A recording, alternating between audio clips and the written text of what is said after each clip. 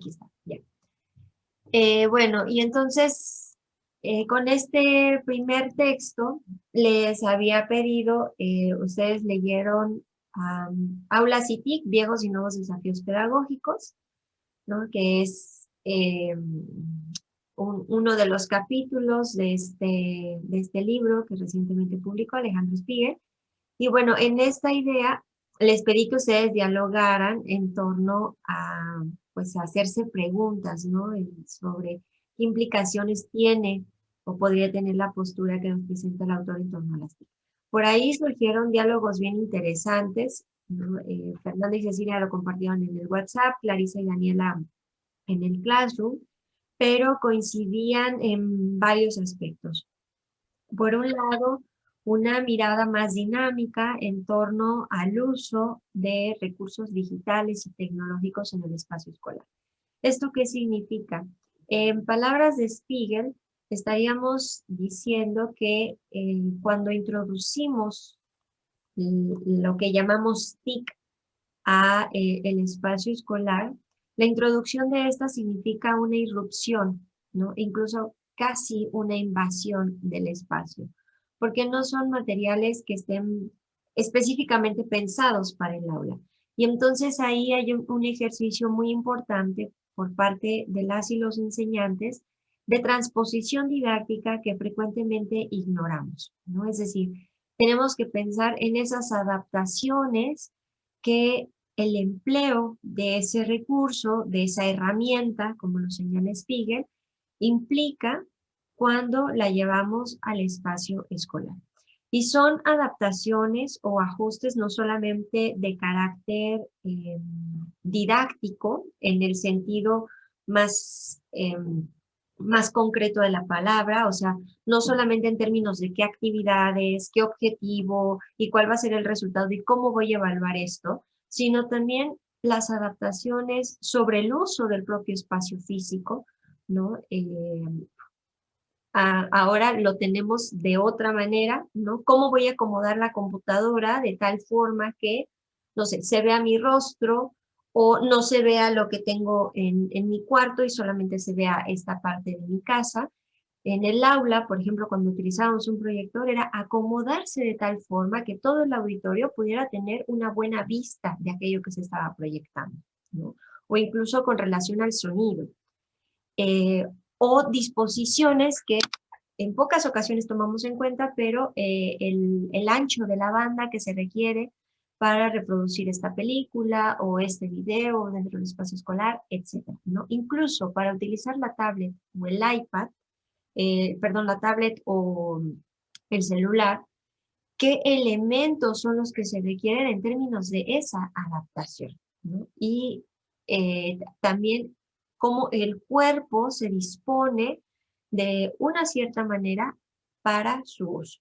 Acá hay una dimensión que, bueno, no vamos a trabajar mucho, pero que tiene que ver con la ergonomía, ¿no? ¿Qué está sucediendo con nuestro cuerpo? ¿Cómo disponemos nuestro cuerpo al trabajo ahora que tenemos, pues, estas formas síncronas frente a la pantalla? No sé ustedes cuántas horas pasen frente a las pantallas sentados y de qué manera, pero ahí hay una serie de elementos que no estamos pensando, ¿no? Supongamos que son muchas, así, muchísimas horas. ¿Qué está sucediendo con nuestras espaldas, con la base de nuestras espaldas, con la cadera, con los hombros, con la vista, que no estamos considerando, ¿no? Entonces, si bien Spiegel no va tan a fondo a estos elementos, justamente cuando habla de esta mirada dinámica en la tecnología, también está haciendo alusión a que no depositemos en la tecnología todas las esperanzas, sino que busquemos formas de movilizar a las personas a través del uso de la tecnología, ¿no? Quizá mayor interacción recurriendo a otros elementos. Sin duda, la interacción en la actualidad, bueno, queda ligeramente reducida un poco a las pantallas, pero también surge la pregunta acá, ¿cómo interactuamos con las libretas, con los cuadernos, donde tomamos notas? con otros dispositivos tecnológicos, no digitales, pero que, por ejemplo, los libros, ¿cómo interactuamos con ellos? ¿No? ¿Qué hacemos? ¿Qué atributos les damos? Y en función de esos atributos también cuáles son las actividades posibles de sostener.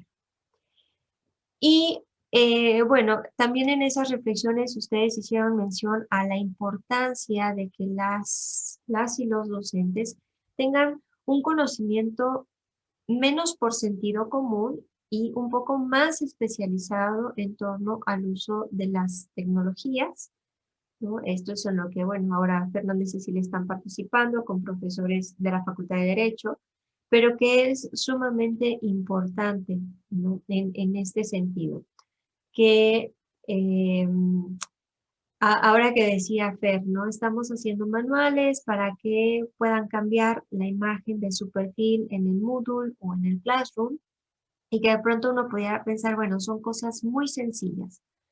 Pero detrás de esa aparente sencillez hay una serie no solo de habilidades digitales que evidentemente el profesorado, ahora nos damos cuenta, algunos no tienen o no tenemos, sino también un lenguaje que parece no haber sido del todo descifrado.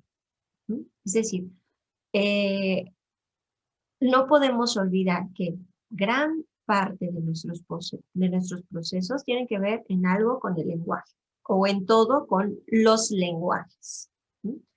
Entonces, los aparatos digitales y este desarrollo tecnológico que hemos tenido nos va involucrando paulatinamente con lenguajes que no son asequibles para todas las poblaciones, ¿no? Y aquí está como mediación la alfabetización digital que decíamos antes. Me queda claro que esos profesores saben leer, ¿sí? Pero lo que están mostrando es que no comprenden de todo el lenguaje que representa el uso de estos materiales digitales, ¿no? O sea, por ejemplo, cuando la computadora esta dice no está conectado a la red inalámbrica, ¿no?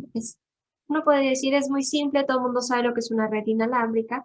Bueno, comienza a surgir la pregunta de si efectivamente todo el mundo sabemos lo que es una red inalámbrica. Si todo el mundo sabemos lo que es la banda ancha y conocer o saber algo de la banda ancha, ¿en qué diantres nos podría ayudar? ¿No? Sucedía con los proyectores. Todo el mundo sabíamos lo que era un cable HDMI y su posible diferencia con otro tipo de cable o las entradas, ¿no? Que si la entrada C, la entrada D, etcétera. O sea, es un lenguaje especializado, por supuesto, pero que no circula con toda la frecuencia con la que a veces suponemos, ¿no? Y que en términos, pensaría más en términos generacionales, sí representa de pronto una brecha, ¿no? Entre una generación y otra, o entre diversas generaciones, que podría dificultar, o que de hecho lo hace, que dificulte el uso de la tecnología, pero no solamente su uso, sino su posible apropiación didáctica, ¿sí? Lo que ahora nos compartía Andrea hay un montón de aplicaciones y de herramientas que circulan por la internet para hacer N cantidad de recursos y materiales, ¿no? Desde videos, infografías, hasta cosas más complejas. En gran medida, los aparatos electrónicos ya traen aplicaciones diseñadas por la marca, ¿no? El iMovie para que diseñes películas, etc. Bien, ahí tenemos toda la disposición de las herramientas. Pero la pregunta que pone un poco sobre la mesa el autor, y por ahí ustedes también lo mencionaban, es, ¿tenemos acceso a esas herramientas como hemos tenido acceso a la información por lo menos desde hace una década? Y eso no ha significado que se use con mayor conciencia ni la tecnología ni la información. Es decir, no solamente interesa el acceso, y el acceso no garantiza el uso, en este caso didáctico, de esas disposiciones que tenemos al alcance. Requerimos no solamente es familiarizarnos, sino apropiarnos de los lenguajes que las tecnologías nos comunican y hacer ahí una transposición, es decir, tejer puentes entre ese lenguaje y el lenguaje que pretendemos comunicar en un espacio educativo. ¿Sí? Y entonces, bueno, ahí está la gran tarea de las y los educadores, pensar en esas mediaciones a colocar hacia los estudiantes. ¿Sí? Porque también eh, yo me he dado cuenta, y ahora que hicimos las entrevistas al propedéutico, todavía más. Les voy a compartir algo que me, seguramente les va a causar risa, pero también en su momento fue como de, mira cómo han cambiado las cosas. En la entrevista, no sé si recuerdan, les hacemos una pregunta de qué tipo de software o de conocimiento sobre el uso de la computadora tienen. Y a mí me encantó que varias de las personas que entrevisté me dijeron, manejo muy bien el TikTok, me sé varios trucos de Instagram, sé cómo crear grupos en Facebook y así, ¿no? Y entonces yo dije, ok, me parece que la pregunta no está siendo clara, o más bien ellos están entendiendo por software aplicaciones, ¿no? Ahí también hay un elemento importante. ¿Un software es una aplicación? Evidentemente no. Pero la diferencia entre uno y otro no está siendo clara, no está siendo nítida en un sentido experiencial, ¿no? Y entonces, bueno, una primera entrevista, sí, con el TikTok. El TikTok fue lo más recurrente, ¿no? Y una chica que estaba muy orgullosa porque en TikTok hace unos videos, uff, le muestro, es más, le enseño mi canal de YouTube, le va a encantar, ¿no? Y yo decía, mira, qué interesante. Bueno, ahí es en donde también nos damos cuenta que esto de los nativos digitales es una categoría que no se sostiene en el sentido de que emplear el TikTok, si bien requiere una cantidad muy importante de habilidades y de saberes que se ponen ahí en juego, eso no significa que con la misma soltura sepan utilizar una herramienta aparentemente más básica como es un procesador de textos. Ujú. Y no me referiría a una herramienta ya sofisticada como el Word, sino quizá una más básica, hacer un documento RTF, ¿no? Que fue casi como iniciamos, así escribiendo 001 para que aparezca la A y así sucesivamente, ¿no? Y entonces, porque sucede que en muchas ocasiones la descarga de aplicaciones o el uso de ciertos materiales requiere de esos saberes que son todavía más básicos o elementales que el uso frecuente que tenemos con las aplicaciones, ¿no? Entonces, acá hay varios fenómenos o situaciones que dan cuenta de que los cambios en este terreno son constantes y de qué manera desde el campo de la educación, desde esta dedicación al espacio educativo, de qué manera nos vamos empapando con ellos. Y también pensar si es necesario estar a la par de esos cambios o cuando la escuela, el espacio escolar, tiene que hacer una distancia respecto a esos cambios vertiginosos para precisar elementos que hagan sentido formativo con las personas que participamos de este espacio. Un poco lo que ya veíamos al inicio del curso anterior, ¿no? Pensar la escuela como un espacio y tiempo distinto. Bueno, insisto, a mí me parece que el TikTok, creo que ustedes ya lo utilizaron para actividades en otra materia, es una herramienta muy valiosa. ¿Sí? Pero también lo que he observado a veces, eh, y quizá valga la pena que lo reflexionemos, es cuando pedimos un video o una infografía, a veces estamos más preocupados por el diseño, ¿sí? Porque quede bonito o bien hecho o con una buena estética. Y no nos preocupamos tanto por el contenido, podríamos decir por el fondo, que debiera contener ese material. Y esto aplica para el diseño de materiales didácticos. Pero nos preocupamos porque el material sea atractivo, pero pensamos poco el contenido de ese material y la relación de ese contenido con un objetivo y con una secuencia pedagógica más amplia. Ahí es en donde está nuestro trabajo. Ahí es en donde intenté situar la actividad para realizar hoy, que era pues que ustedes pensaran en esto que dice Spiegel, en este otro cachito de texto que leyeron, ¿no? Sobre pensar alternativamente, ¿no? ¿Cómo salimos de la caja? ¿Cómo utilizamos, empleamos e incluso discutimos a la luz de lo que tenemos? Salud, Clarisa, no la escuché, pero la vi estornuda. ¿Cómo a la luz de lo que tenemos pensamos en otras formas de sostener y de llevar a cabo los procesos? ¿Mm? La propuesta que hace Spiegel es, tendríamos que estar incentivando la creatividad, aludiendo a la imaginación, sin que la creatividad y la imaginación se conviertan en algo simple, sino más bien que lleven a las personas a pensar.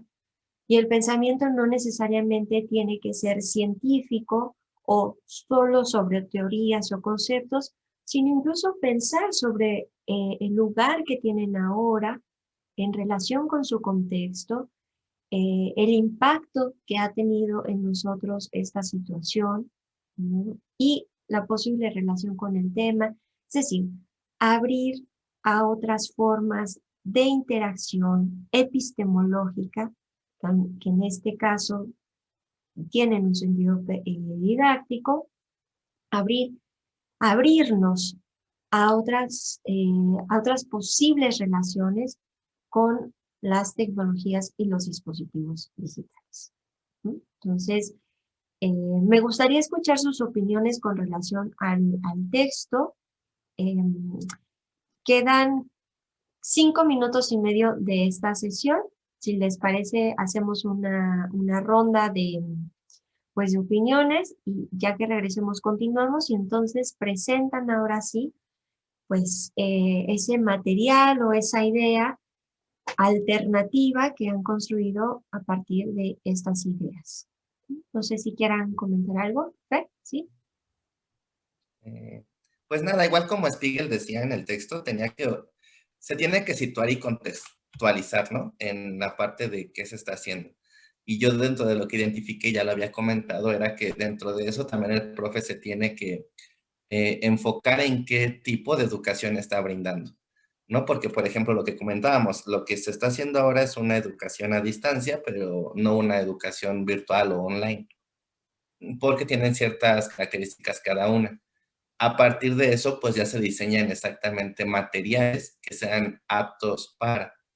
Eh, por ejemplo, en el caso ejemplificado del proyecto en el que estamos ahora, si bien se les está enseñando, digamos, con una introducción a los EVA, pero se está haciendo de manera tanto sincrónica como asincrónica. Las sesiones cada lunes a la 1 de la tarde, por ende esta parte lo vuelve ya una educación a distancia, no netamente online.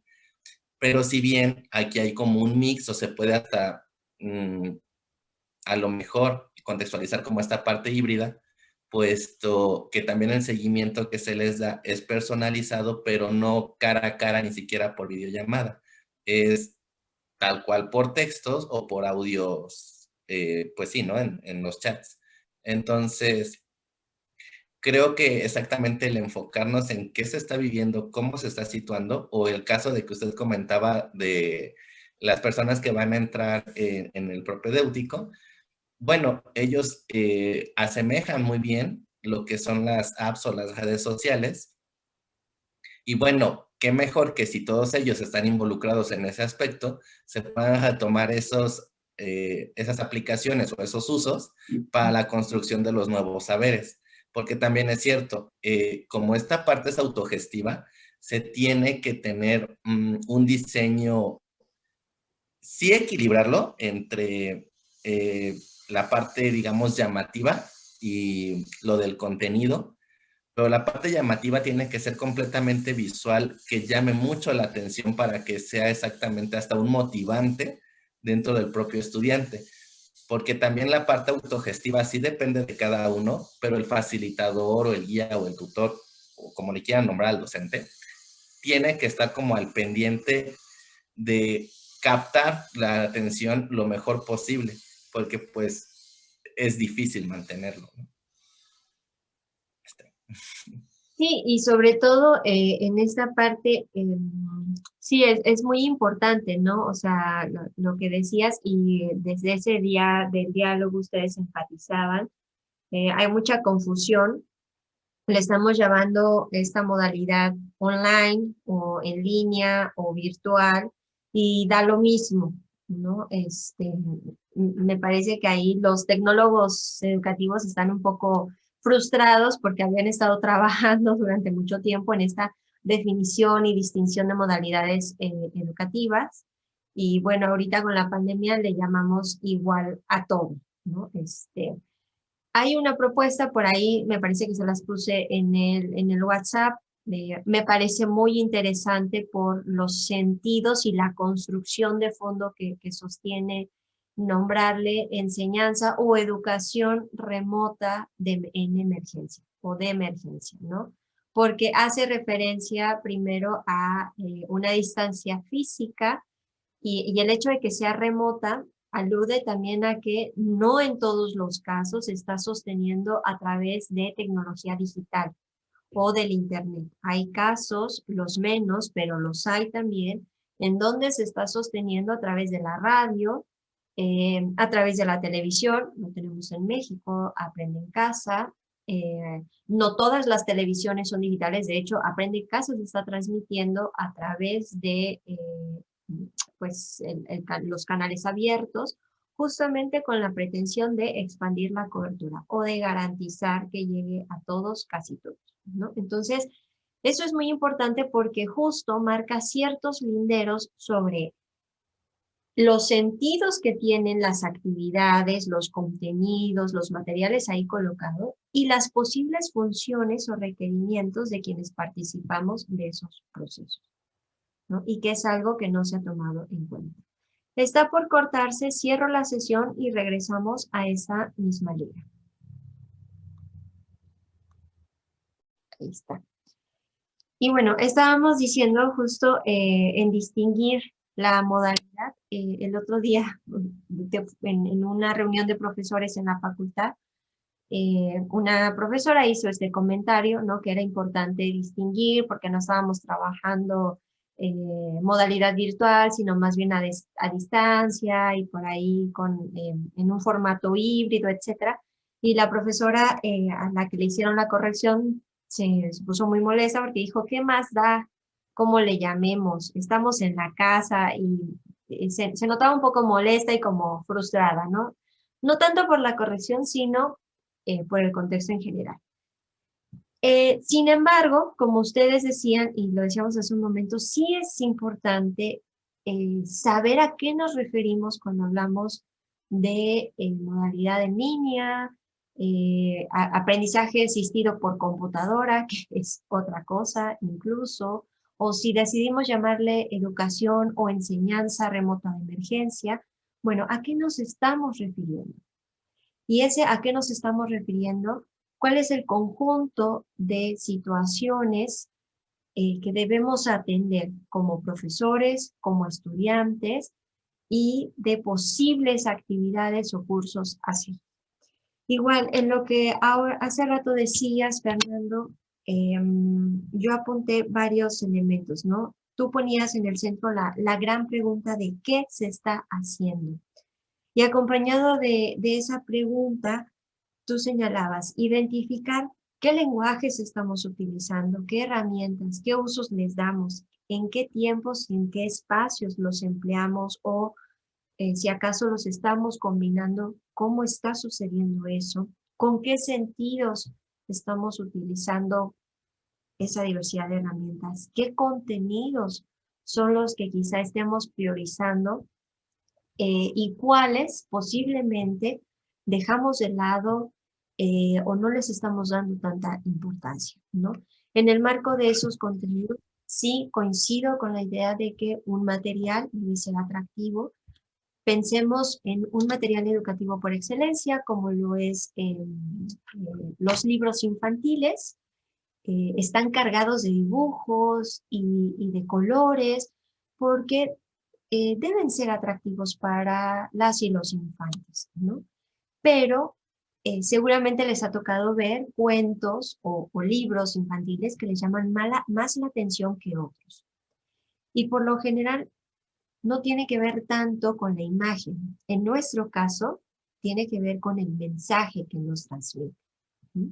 Porque decodificamos de otra manera. Es decir, el lenguaje de las palabras a nosotros nos dice de otras formas lo que está ahí en 2, 3 líneas, ¿no? Generalmente tienen muy poquito texto los libros infantiles, pero de pronto encontramos unos que tienen mucha potencia en lo que nos están comunicando. Bueno, justamente eso.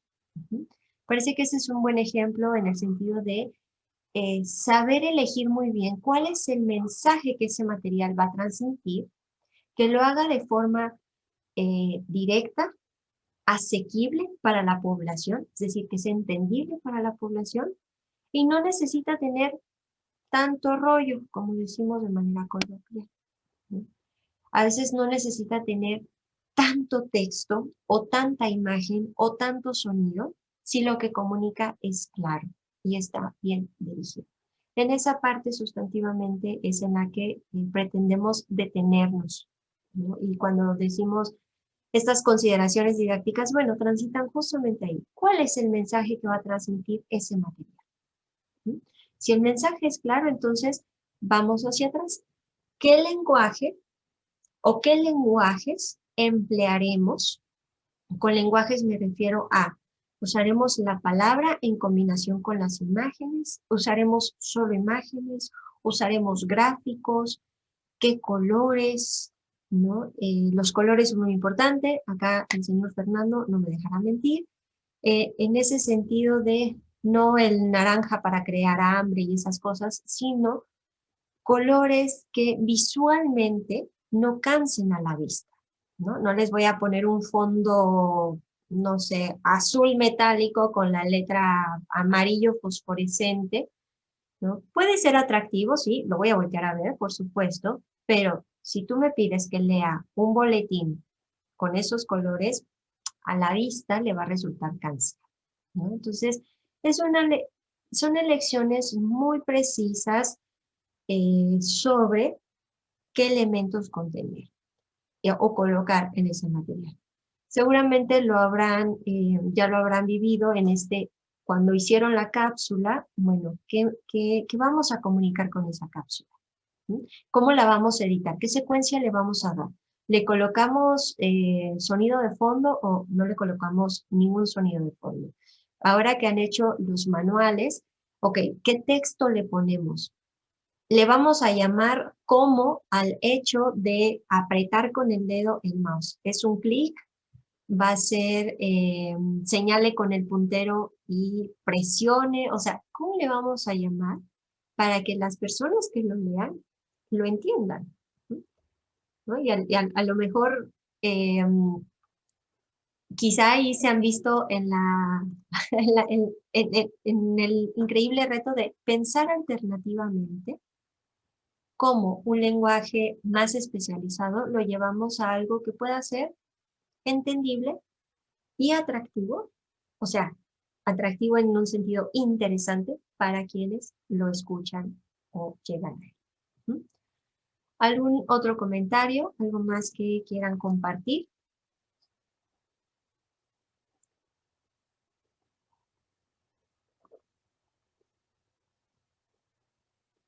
¿Se congelaron o me congelé? De pronto la pantalla se quedó así. No, es que creo que no hay comentarios. Creo que ya no más. Ok. No me dejen hablar tanto, ya saben, yo puedo platicar con ustedes un montón de cosas, pero bueno, entonces vamos a la presentación de sus ideas. No sé quién quiera iniciar. No sé. ¿Puedo compartir pantalla? Y adelante, deme un segundo. Ya le puché aquí para que usted comparta. Gracias, Mar. Ah, O le van a poner en su manual, púchele ahí.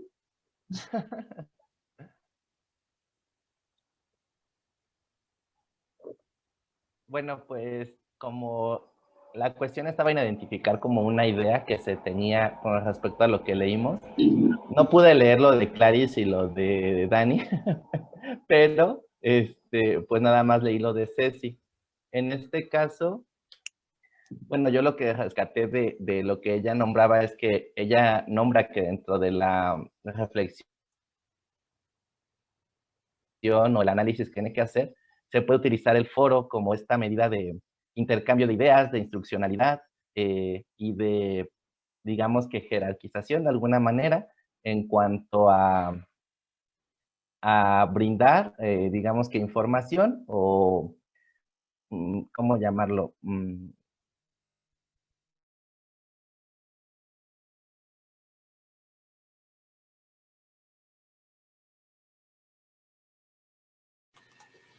Fer, creo que te congelaste. No me diga. Ah, Ya. ahora sí, ya, pero ¿Ya? te quedaste con Ah, la sí. palabra en la boca. Rayos. Bueno, y nada, en esta primera, bueno, diapositiva exactamente lo que quise ejemplificar es el usar el foro como medida de interacción, pues que sea pertinente conforme al EVA, puesto que es una de sus características principales. Y bueno, pues con esto se puede trabajar tanto la reflexión, creatividad, el pensamiento y también hasta incentivar de alguna manera la propia imaginación. Eh, Obviamente con esto me fui como a las partes de un foro, bueno, lo que es pensar en el foro, que sería, pues bueno, primero la presentación teórica de los momentos del foro, qué tipo de foro se va a estar ocupando y obviamente pensar en sus propios participantes. Como punto 2, pues sería el ejercicio práctico, que es el que se va a hacer, ¿no? O sea, ya digamos que, pues como lo puse, manos a la obra. Y bueno, la puesta en común de que ya esta parte de reflexión o retroalimentación de qué hicieron, cómo les fue y qué aprendieron. Eh, para la siguiente punto de reflexionar que nos pidió el pensar, pues es en usar esta idea para pensar una propuesta. Bueno, pues mi propuesta exactamente fue como a base de los foros, puesto que estamos trabajando con dos plataformas, que en este caso es Classroom y Moodle, pues su interfaz completamente es especificada conforme a un EVA y por ende los apartados que hay ahí nos permiten incluir el foro para conocer su alcance que tiene en cuanto a poderse utilizar como un material didáctico. Con esto obviamente ya tendríamos que ir a las partes del foro, que bueno, pues es el desarrollo y la mediación. Bueno, como primer punto sería la preparación del discurso, después ya el desarrollo y la mediación. Obviamente ya como docente en la mediación y en el desarrollo se tiene que estar haciendo un papel importante para no dejar, digamos que un discurso meramente cerrado en el de sí o no, sino al contrario, propiciar que esa reflexión sea construida, fundamentada y sirva como retroalimentación para los mismos participantes. Y bueno, el momento de la conclusión, que ya sería el final. En cuanto a por qué elegí este tema, bueno, el tema que se está trabajando ahorita en el proyecto con los docentes es estrategias didactopedagógicas en entornos virtuales en el aprendizaje, que cayó como anillo al dedo con el tema que estamos viendo con usted. Entonces, digamos que aquí pues exactamente como los profesores ya están introducidos a lo que es un EVA y sus características, pues ahora se le tiene que enfocar en ese camino de cómo utilizarlo exactamente de manera idónea, con un papel ya didactopedagógico, y que es importante que ellos conozcan pues su uso dentro de la labor docente que se está llevando actualmente. Aquí en la imagen que agregué pues es el tipo de foro académico que puede ser argumentativo, pragmático, social o técnico, que es pues para darles el seguimiento que ellos necesitan. Y ya como último punto a reflexión es ¿qué propósito busco alcanzar a través del material propuesto? Bueno, pues que identifiquen y conozcan cómo se pueden utilizar los EVA desde su propia interfaz para propiciar un buen uso de las estrategias didactopedagógicas. Esto también lo podemos lograr desde el propio discurso mediante los foros o el foro que se esté abriendo. Aquí obviamente pues ya tiene que hacer una preparación de la discusión, que tiene que llevar ciertos elementos a considerar, que es el objetivo, obviamente qué se quiere lograr, el tipo de foro, ya sea argumentativo, técnico, pragmático, etcétera. Sus respuestas, es qué tipo de respuesta estamos esperando, sus participaciones y réplicas, de cuántas, cuáles no están permitidas y en cuántas palabras, porque también es como cuando en los tweets te viene como el marcado de en cuántas palabras, porque luego también hay gente que hablamos mucho y a la hora de escribir pues parece un pergamino, entonces hay que sintetizar. Y bueno, la temporalidad pues es exactamente en establecer en cuánto tiempo se va a tener respuesta, porque si bien como es sincrónico no es de manera inmediata, sino generalmente se da en este transcurso de 24 horas como margen. Bueno, ya cada profesor lo puede, ¿cómo se dice? Identificar o plasmar o acordar con su grupo de acuerdo a sus necesidades. Y pues ya.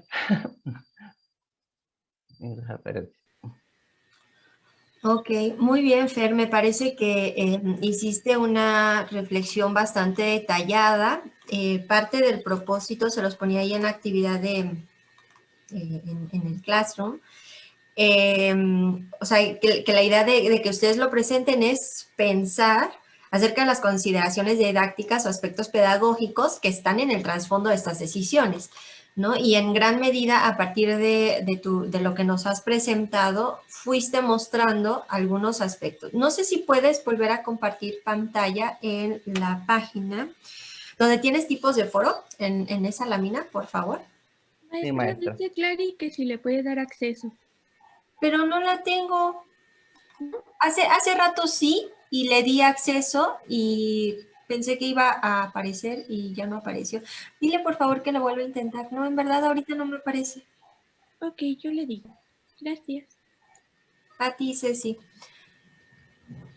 Aquí, ¿no? O sea, No, acá. bueno, incluso desde la de atrás, la pirámide. Aquí. Acá hay varias consideraciones didácticas y pedagógicas. No sé si las alcancen a ver, seguro tú las tienes claras, Fer. O sea, esto es muy importante, ¿no? Si nos vamos a la didáctica general, varios autores proponen, bueno, una clase tiene un inicio, un desarrollo y un fin, ¿no? Incluso tenemos estrategias preinstruccionales, coinstruccionales, postinstruccionales. Listo. Si partimos o fragmentamos esta actividad, tú dices, bueno, en términos didácticos, hay que preparar la discusión. Y en el marco de esa preparación, algo que idóneamente tiene que hacer el docente es elegir qué tipo de foro es el que va a propiciar. Y bueno, va a ser social, lo que sea. También, ¿qué tipo de respuestas se están buscando? ¿No? Y ahí las respuestas, también vale la pena señalarlo, estarán relacionadas con el objetivo que estemos buscando. Es decir, interesan respuestas en donde las personas digan, ah, sí, yo he leído sobre el tema, pum, y coloquen una liga para la consulta del recurso. Interesan respuestas en donde muestren, por ejemplo, los dilemas a los que evoca el tema sobre el cual están discutiendo.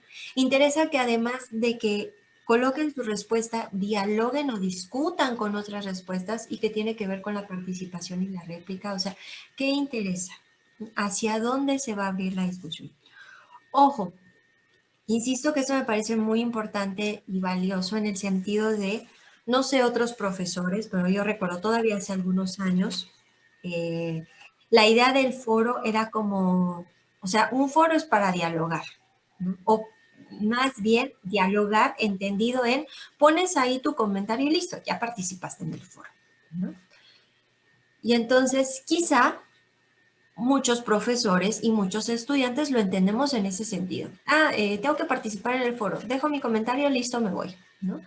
Si no hay suficiente claridad en el escenario virtual de aprendizaje, a través de las indicaciones, a través de la propia interfaz o de las indicaciones que deja el docente o como acompaña el docente, un foro puede tomarse solo como esto. Dejar el comentario listo y me voy. ¿Mm? Si no hay retroalimentación, si no hay seguimiento, listo, ya participé, palomita y continúo con mi vida. Y aquí es en donde entra el papel pedagógico importante de quienes acompañan, ¿no? Y la chambota, revisar comentarios, poner comentarios, incentivar la discusión, marcar contrastes, no solamente en algunos cursos en los que he participado me ha tocado que la retroalimentación es, gracias por tu comentario, sigue participando, ¿no? Y de pronto es como, ok, bueno, sigo participando, ¿no? Mi comentario fue pertinente, no pertinente, etcétera, quién sabe, ¿no? Y entonces, luego, justamente estamos en esta parte del desarrollo y la mediación, ahí hay elementos, si lo primero fue un poco más en el terreno de lo pedagógico, de ciertas decisiones, a mí me parece que el desarrollo y la mediación, así como las conclusiones, proyectan más hacia esas consideraciones pedagógicas que con mucha frecuencia perdemos de vista, ¿no? O sea, ¿por qué? Porque nos centramos en la actividad, nos centramos en que la actividad, la estrategia, el recurso funcionen, hagan su chamba y dejamos de lado qué sucede en el proceso, qué procesos emergen, cómo emergen, qué pasa. ¿Puedes pasar a la siguiente lámina, por favor? No, me parece que es una más. Aquí, ¿no? O sea, aquí está el vínculo entre lo didáctico y lo pedagógico. Hay un objetivo, sí, se selecciona un tipo de foro, las respuestas ahí. ¿Qué tipos de respuestas esperamos? Las respuestas que esperábamos son las que tuvimos. Si no las tuvimos o si las tuvimos, ¿cómo continuamos acompañando en el sentido justo que marcas hacia el final la temporalidad? No solamente cuándo, sino cuánto tiempo. Y esto no solo tiene que ver con la actividad va a estar abierta toda la siguiente semana y se cierra el viernes a las 23 horas. Ese es un aspecto técnico importante, ¿no? Como lo estamos haciendo ahora en Classroom, se cierra la actividad a tal hora y listo. Bueno, técnicamente ya está. Pedagógicamente, ¿qué significa dejar un tiempo para que las personas dialoguen en ese escenario virtual de aprendizaje, ¿no? Suponemos que van a preparar su discusión, en algún otro momento después de dejar su comentario regresarán a leer lo que está ahí, seguirán dialogando, enriqueciéndose, etc. Esos son supuestos sobre los cuales se coloca el diseño didáctico en estos escenarios y apelamos, por supuesto, a la autogestión y la autonomía. ¿Qué sucede con mucha frecuencia? Pues que aparecen los silencios constantemente en este tipo de participaciones, ¿no? Lo que decíamos hace rato. Ya, puse mi comentario, ya me voy, sigo con mi vida. Pero tiene que ver justamente con que no comprendemos, como estudiantes, no comprendemos plenamente en qué consiste la actividad, y como docentes, tutores, facilitadores, como le querramos llamar, ¿no? Que no es menor el nombre, pero entre todos esos multiplicidad de denominaciones, tampoco acompañamos. Y entonces aquí está de nuevo lo que decíamos hace rato, confundimos un foro como actividad pedagógica con dejar un comentario en un post en el Facebook, ¿no? Pues ya lo dejé. Creo que a veces hasta más foro se hace el Facebook, ¿no? Porque Sí, claro. le comento, le regreso, le pongo el sticker, no sé qué, y de pronto publicaciones con ciento y tantos comentarios, ¿no? Bueno, así es el foro también, pero no acercamos a las y los estudiantes a estos saberes o no, no hacemos la actividad atractiva, ¿no? Y aquí la pregunta sería, ¿cómo hacer un foro atractivo, un foro virtual atractivo? Pues con mayor interacción, quizá. Sí, aparte, dentro del... Es que este tema del foro, la verdad, es muy amplio, ¿no? Bueno, sí me daba para poner más diapositivas, pero pues iba a ser como tedioso.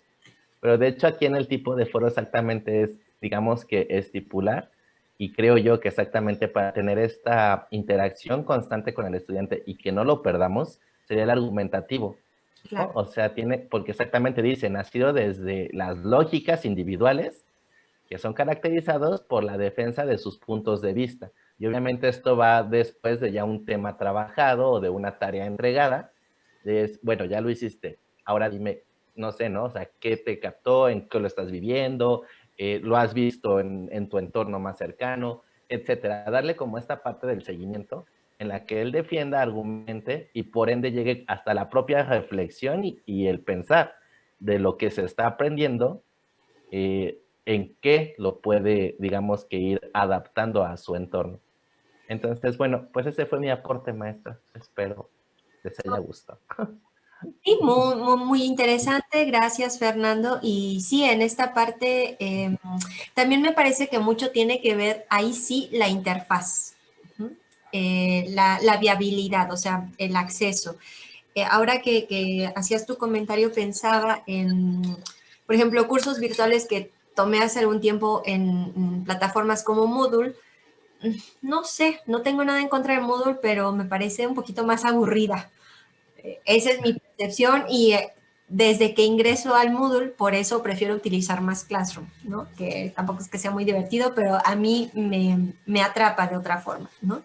Pero en el último diplomado que hice en modalidad virtual, algo que me gustó mucho es que los foros que se hacían al cierre de los módulos eran en una página, en un grupo cerrado en Facebook. Y era muy fluía muchísimo mejor la comunicación porque en ese momento yo activé las notificaciones específicamente del grupo y entonces veía el comentario y en verdad era entrar a argumentar, ¿no? Porque además era el tema de los estudios juveniles y las culturas juveniles, que estaba súper apasionante. Y entonces y no solamente era de mi parte, sino en verdad, cada publicación tenía una cantidad de comentarios de todos los días, que fue muy rico, lo disfruté muchísimo, me encantó, etcétera, ¿no?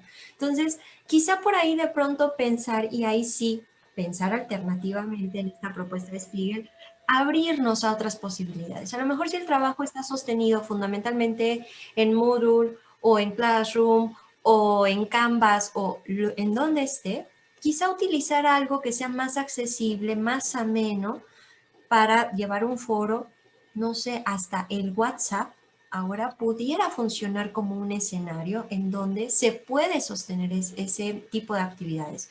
Grupo cerrado en Facebook, a lo mejor hasta el Instagram, ¿no? Si lo que queremos poner a discusión es un meme o una imagen o un video corto, me parece que por acá es en donde están estas otras posibilidades que se presentan en términos de las TIC como herramienta.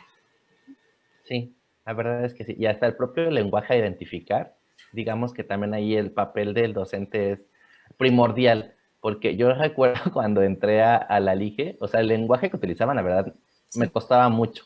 Y de alguna manera como que me aturdecía y me frustraba y bueno, o sea, como que de plano era así como de no les estoy entendiendo, háblenme en cristiano, o sea, por Dios. Y pues obviamente ya a estas alturas de la licenciatura, pues ya uno domina ese lenguaje, ¿no? Pero es así como de, creo que al iniciar, al atrapar a los alumnos, hice una prueba, me invitaron pues como egresado de la Unitec, y ellos utilizan Blackboard en la parte online o virtual.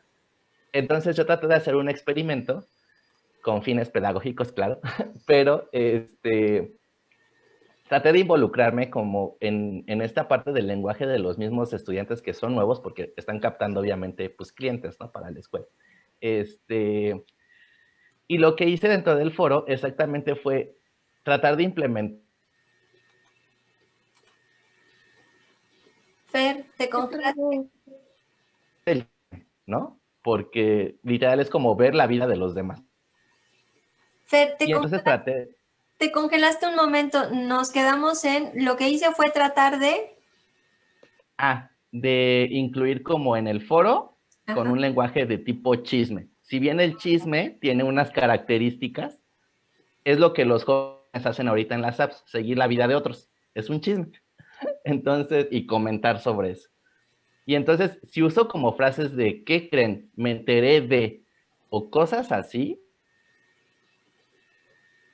eh, luego la atención estuvo como adecuada y la respuesta en el foro fue casi inmediata y tuvo un buen seguimiento. Entonces, digamos que ahí fue donde también capté que introducirte al lenguaje que saben tus estudiantes, porque a veces uno pues como adulto y ya como estudiado y etcétera, así como de, es que yo sé mucho, ¿no? O sea, y mi lenguaje es el adecuado. Pues sí, pero luego no te entienden, o lo que me pasó a mí, me aturdía, me frustraba, yo así de que es que no entiendo, Pero díganme no qué decías, cosa. en mi defensa, no decías nada. Yo no recuerdo una sola vez que dijeras, no estoy entendiendo. No, en su materia no, maestra. No, y luego también es que si dices te sientes mal. Bueno, ajá, me pasó con una doctora fundadora de la LIGE, Ah, pero yo exactamente en su clase le dije, y de hecho fue en una exposición, y pues literal de tonto, y ¿cómo me dijo esa vez? Que no tenía la capacidad de estar entonces en esa licenciatura. Bueno, me sentí de plano, o sea, lo peor de lo peor, me bajó la moral hasta abajo. Por Dije, eso no, mejor pues, no dices nada. ajá, lo lamento, me disculpo por lo que me toca y en extenso. Ay, perdón. Oigan, ya, Freya, vete para allá, déjala. Mis aquí hermosas perritas están molestándose. Sí, a ver, el punto central justo, llegaste, Fernando, y eso no quiere decir que no vayas a presentar, Ceci, ahorita nos presentas lo que has hecho, pero estás tocando el punto al cual quería llegar, que es el tema de la comunicación. Por si no nos habíamos dado cuenta, la práctica educativa en gran medida es una práctica comunicativa.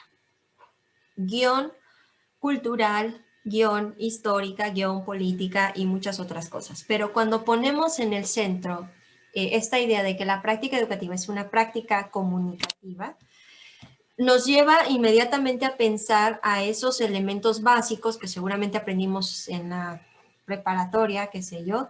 Hay un mensaje que se comunica, hay un emisor y hay un receptor.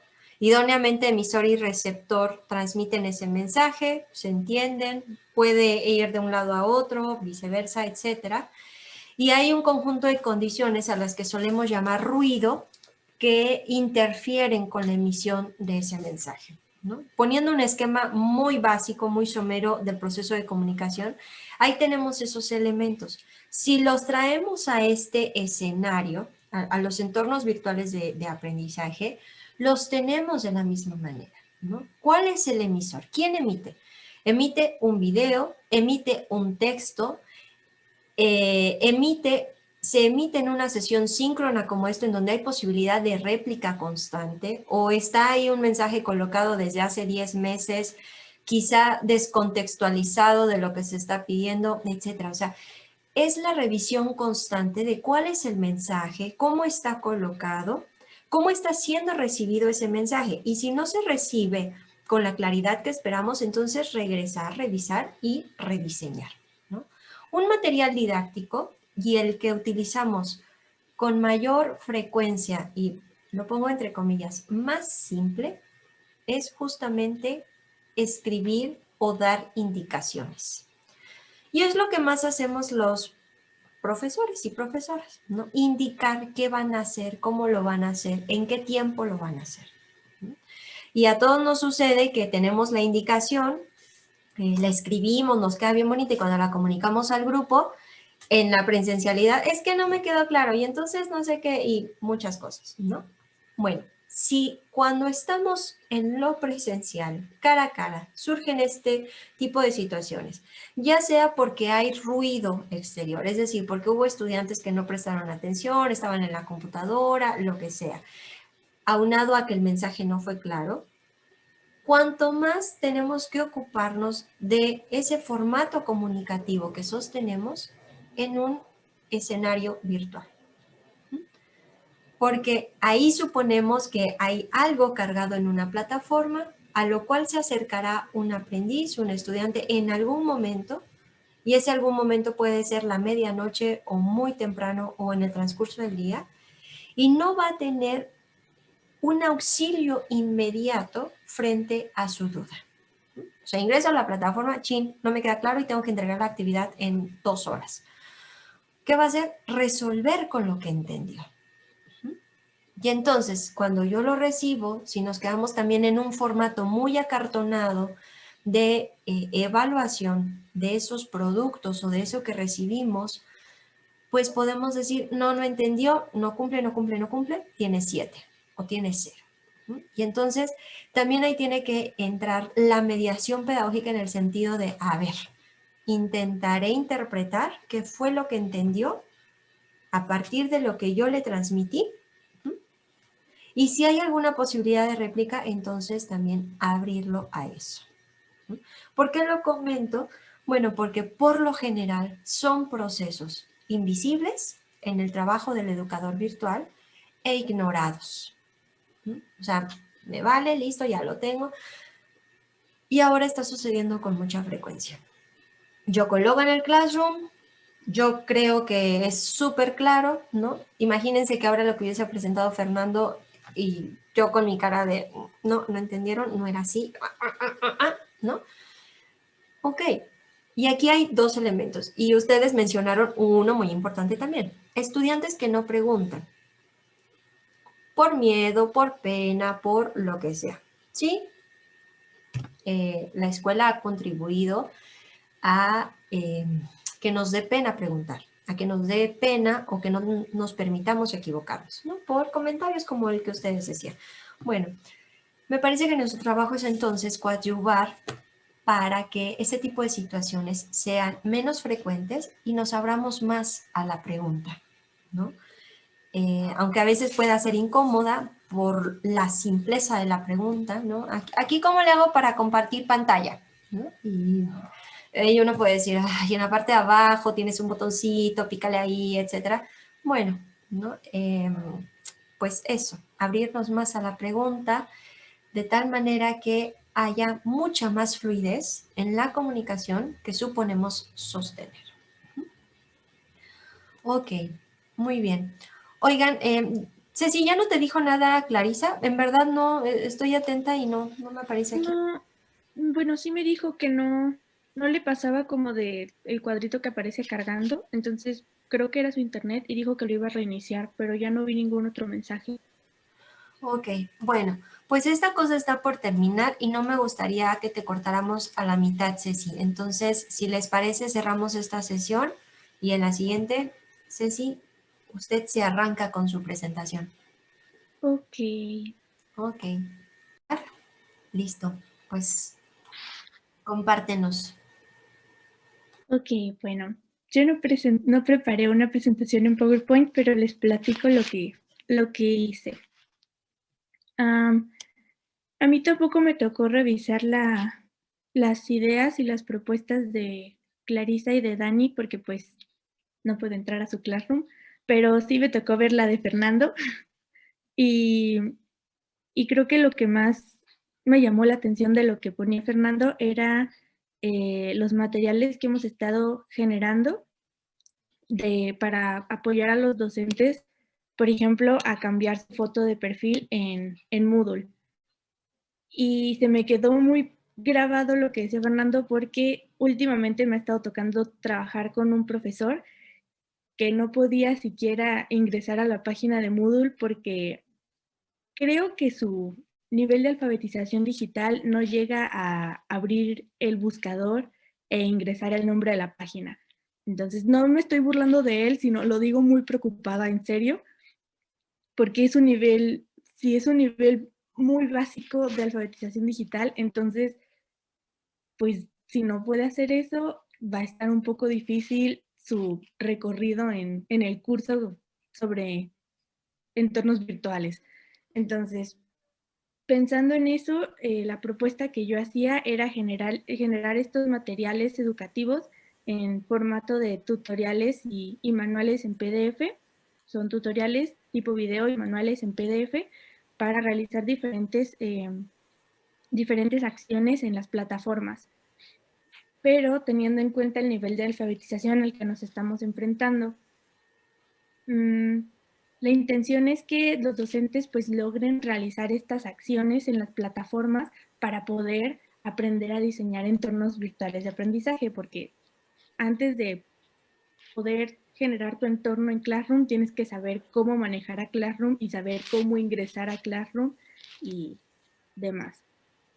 Bueno, la propuesta es enfocarse en el nivel de alfabetización en la que se encuentra el docente, porque los materiales que se han generado, que han sido 2 videos, los 2 son para ingresar a matricularse en el curso, uno para Classroom y uno para Moodle, pero la forma en la que se ha estado explicando es suponiendo que el docente, uno, entiende cuando hablamos de páginas web, cuando hablamos de los botones, de las secciones, y la otra es que estamos suponiendo que el docente sabe cómo abrir el buscador, llegar hasta la página de Moodle y encontrar la facultad de Derecho, que pues ya vimos que no es así.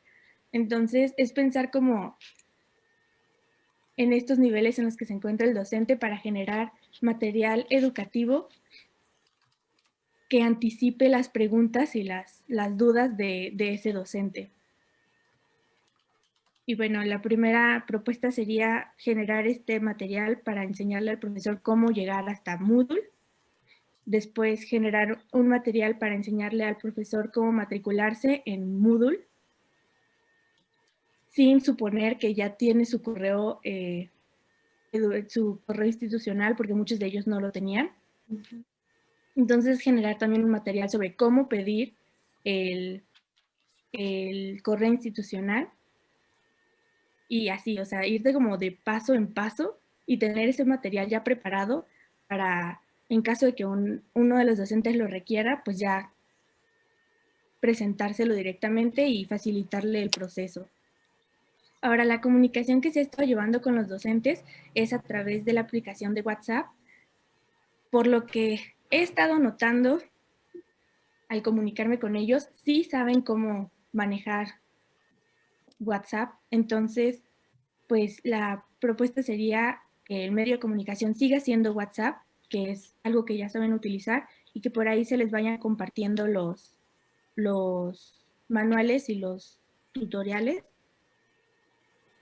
Tiene sus ventajas porque WhatsApp también sirve como un repositorio de estos documentos.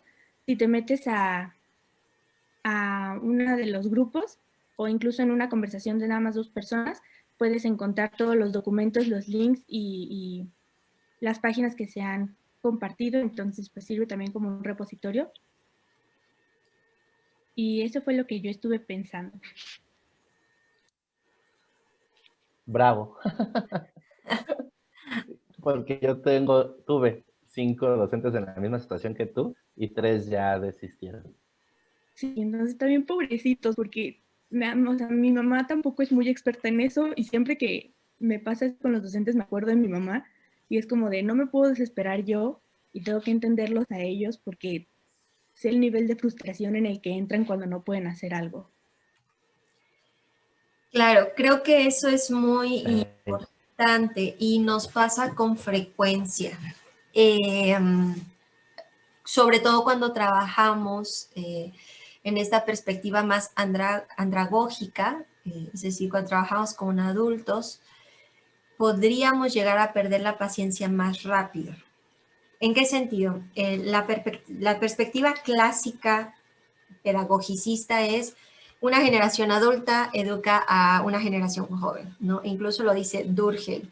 Y aunque el buen Durkheim me cae muy bien y me parece un tipo listísimo, yo le debato mucho esa idea de educación porque tiene un buen ratote que no es los adultos a los jóvenes, o los que más saben o más experiencia tienen a los que menos, ¿no? Y esta es una muestra. Acá, pues una persona más joven está, o personas más jóvenes le están enseñando a personas más adultas.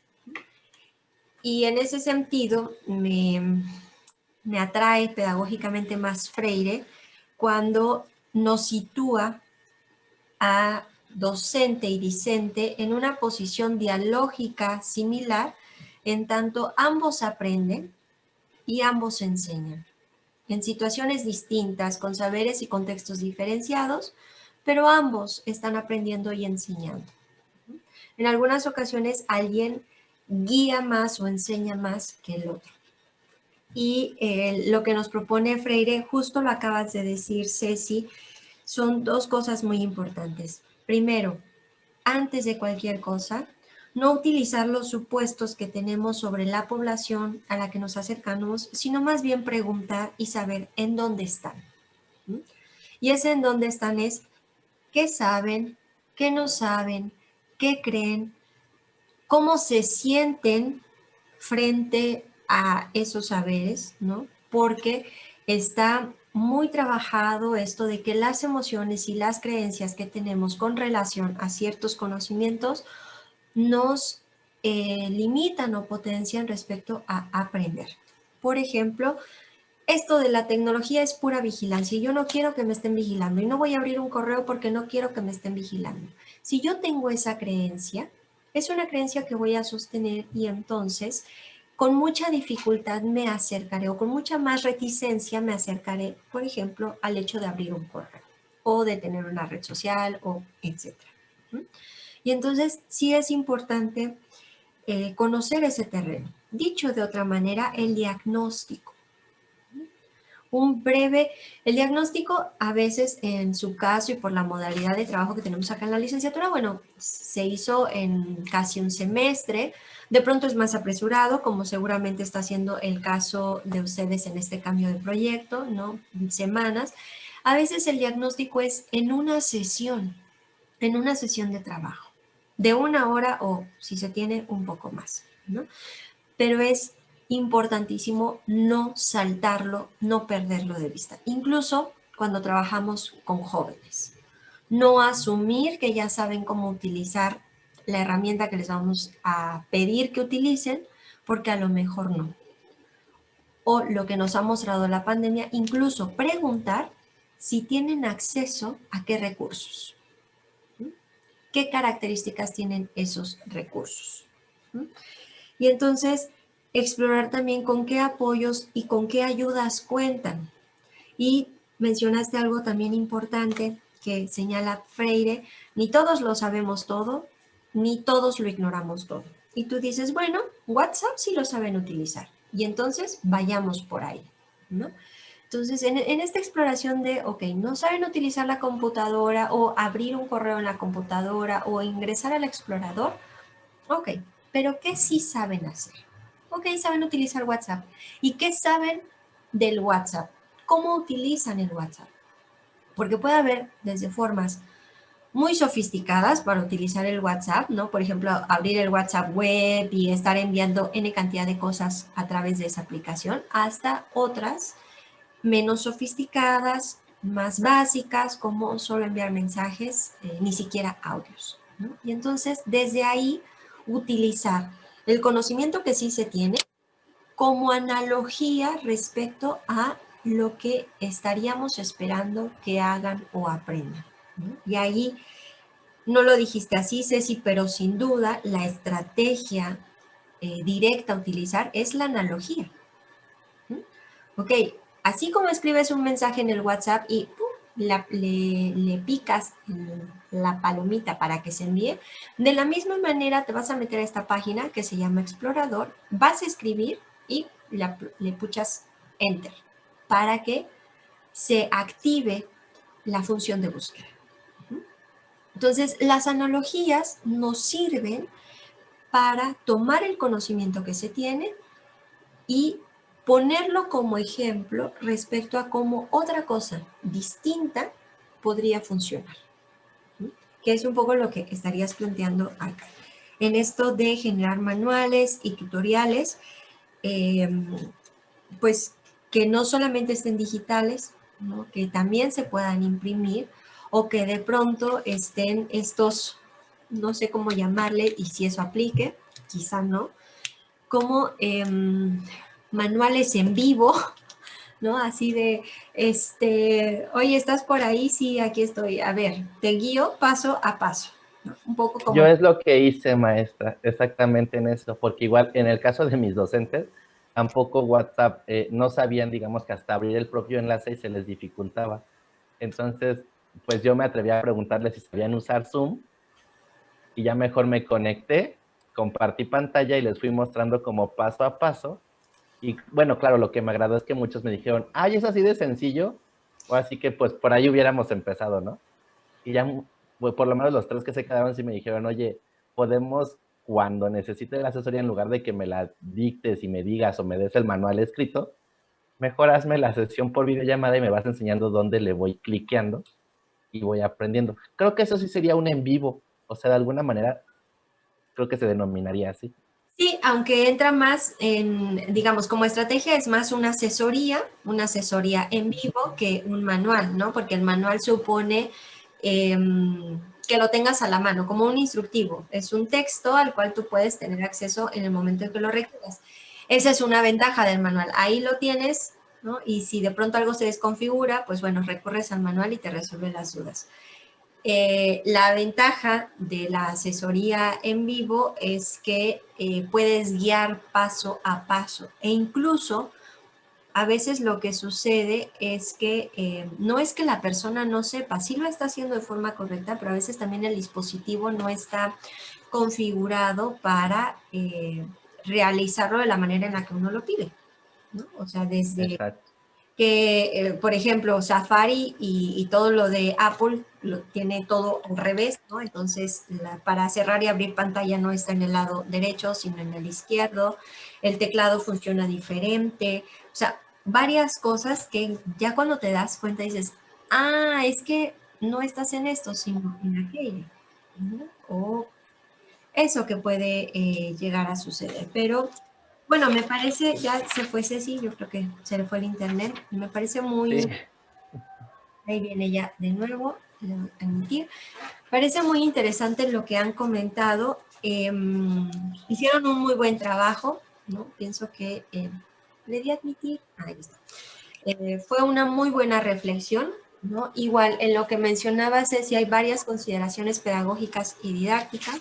Lo pedagógico transita desde mirar quién es la población con la que trabajo, quién es en el sentido extenso, ¿no? Esto que hemos dicho, un diagnóstico y saber qué terreno están pisando, con qué apoyos cuentan, y luego didácticamente acompañar por la vía de la analogía, por la vía de la asesoría en vivo o asíncrona, los procesos que se están desarrollando, ¿no? Como se han dado cuenta, lo que ustedes han presentado son materiales muy sencillos.